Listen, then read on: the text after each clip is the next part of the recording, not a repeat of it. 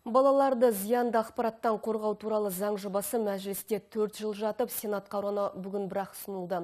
Сенаторларға құжатты таныстырған мәжіліс депутаты Алдан Смайыл оны кешеуілдетуге Білім және ғылым министрлігі мен бұрынғы Мәдениет және ақпарат министрлігінің көп ойлануы себеп болды дейді. Толығырақ тілші бейне материалында.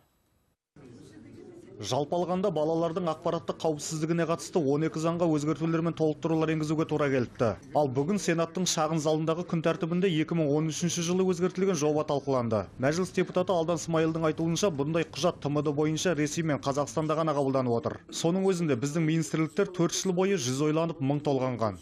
Білім және ғылым министрлігі осы заңды біз жүргізіп әкету үшін мүмкін арнайы бір комитет құру керек шығар деген әңгімелерді бастады.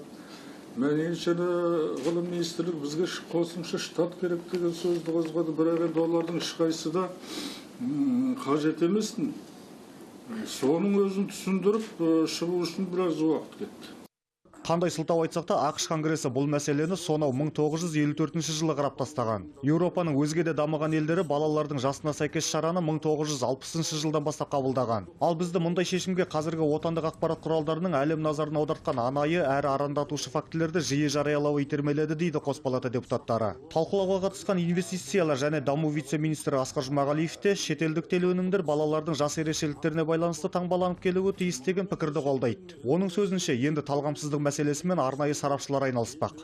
Ол тәуелсіздік эксперттер болады. Біздің тарапымыздан біз аккредитация арқылы тәуелсіздік осындай сараптамалар анықтайтын боламыз. Солар барын бүкіл контентті тексеріп бізде де айтады.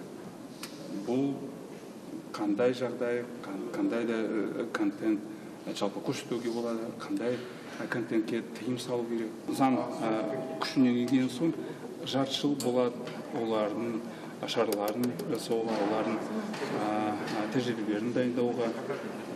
Осы мерзім ішінде біз телеарналармен мына заңды орындауға дайындаймыз. Күн тәртібін қарау барысында белсенділік танытқан Сенаттың әлеуметтік мәдени даму және ғылым комитетінің мүшелері Нұрлан Оразалин мен Жабал Ерғалиев те, мәжілісмен Алдан Смайыл да елге елеулі қаламгерлер. Соған қарағанда қос палата спикерлері ақпарат саласындағы мәселені жазушылардың өздері шешсін дегенге ұқсайды. Бұл ретте Асқар Жұмағалиев үш ноянды құптаған Д'Артаньян сияқты. Еркеғали Болатұлы, Ахмедияр Дулатұлы, Қазақ Ньюс, Астана.